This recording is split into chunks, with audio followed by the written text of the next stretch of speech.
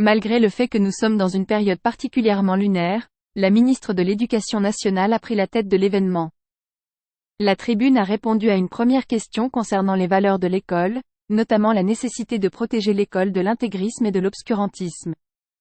De plus, elle a choisi d'envoyer ses enfants dans un établissement communautariste intégriste séparatiste, ce qui est sans doute ce qui se passe de pire dans notre pays, avec des enquêtes et des rapports très sérieux démontrant l'homophobie. Si le président de la République avait nommé un antivax au ministère de la Santé, vous y verriez sans doute comme moi, car c'est exactement la même chose que jeudi.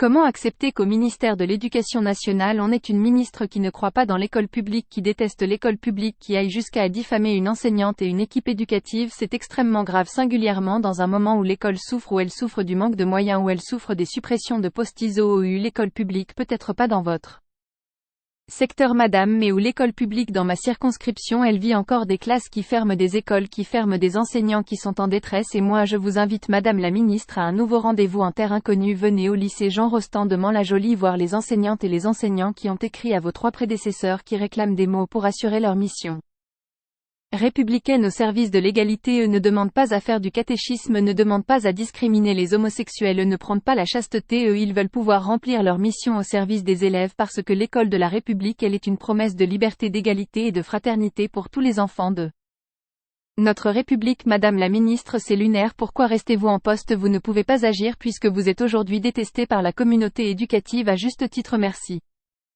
Monsieur le député, madame la ministre. Là les ministres sont tenus de discuter pendant 2 minutes, mais ils ont la liberté de répondre ou non aux questions posées selon notre règlement intérieur. Par conséquent, je peux vous fournir une précision. J'ai choisi une ministre de l'Éducation nationale qui choisit ses enfants d'une école intégriste. Le président de la République considère que les communautés séparées sont une profession de foi, un acte principiel et une orientation idéologique. Madame la ministre, ce que nous vivons est un peu gênant.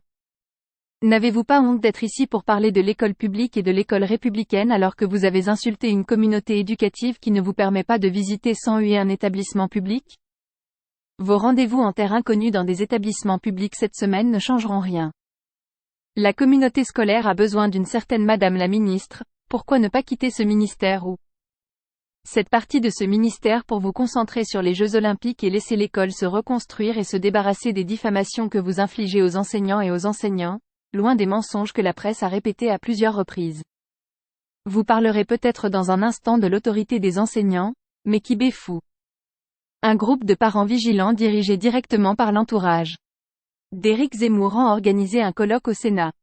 Grâce à son infiltration des élections des parents d'élèves, le plus souvent en avançant masqué, cette association se targue régulièrement d'un véritable entrisme dans les institutions scolaires. Ces techniques sont similaires à celles utilisées par l'extrême droite dans le passé. Harcèlement, menaces et violences. Les institutions républicaines doivent protéger l'école publique contre les attaques racistes et réactionnaires qui mettent en péril la liberté pédagogique. Les cours sur l'immigration et la sexualité, l'éducation civique et morale ainsi que l'histoire coloniale. Ce groupe politique d'extrême droite prend la décision de contester les programmes scolaires et de contester la liberté d'enseignement. Il remet également en question la liberté d'enseignement et cherche à infiltrer les conseils des parents d'élèves pour y parvenir. Nous demandons la création d'une commission d'enquête de l'Assemblée nationale en raison de la réalité de cette menace, car l'histoire de notre pays et du monde témoigne des offensives AB de l'extrême droite contre l'école de Vichy à aujourd'hui des États-Unis d'Amérique de Trump auparavant. Cette organisation a déjà sévi et menacé des enseignantes et des enseignants en utilisant des raids numériques, opposition aux méthodes émancipatrices, l'échec et le choix entre l'exclusion sociale et une idéologie méritocratique absurde. Réécriture des programmes. Affaiblissement des sciences humaines et sociales, incapacité à comprendre le monde dans son état actuel. De plus, la politique et les discours qui ont emprunté trop souvent à l'extrême droite ont exposé notre système à cette offensive. Il est donc nécessaire de protéger notre école républicaine afin de lui permettre de poursuivre sa mission émancipatrice. Madame la ministre, est-ce que le gouvernement est prêt à faire cela? Est-ce que vous êtes la responsable de l'implication de l'extrême droit? Il a repris les slogans à la lettre pour garantir que la France demeure française. Il a repris l'idée de l'école du millénaire, qui a échoué, et a remplacé l'idée de la méritocratie et du tri par l'échec. Il a également repris les propositions La militarisation de l'école et de la jeunesse avec le service national universel le redouble. L'école doit rester neutre vis-à-vis de l'expression des opinions religieuses de manière politique ou commerciale. L'école est le cœur de notre laïcité, j'en serai la garante, vous me jugerez sur mes actions et je ne faiblirai pas sur sa protection. L'école doit également être reconnue comme un lieu de rassemblement autour des valeurs républicaines, où chaque parent doit sentir qu'il y a une place bienveillante qui lui revient. Les interventions des parents d'élèves sont soumises elles-mêmes à ce principe.